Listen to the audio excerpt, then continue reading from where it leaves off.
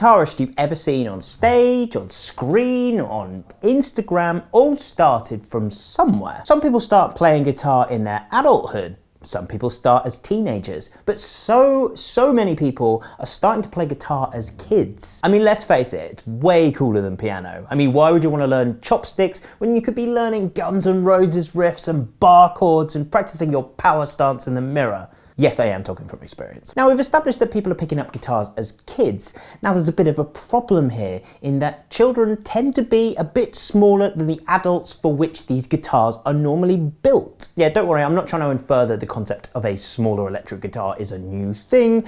Just stick with me. There are options out there already for smaller electric guitars for kids and indeed anyone of any gender or age, particularly people with smaller arm spans and hand sizes. And all of that is fine, but when you look at the market for these guitars, there is a tendency for them to be a little bit, well, gimmicky, a little bit cheap, and let's say that they more likely feature in the Toys R Us catalogue than in a guitar magazine. A lot of brands, including Epiphone, are guilty of assimilating compact electric guitars with something that's cheap, gimmicky, and a bit of a toy. However, Epiphone have addressed this gap in the market for something that's a little bit better built in the compact electric guitar market. Introducing the brand new Epiphone Power Players.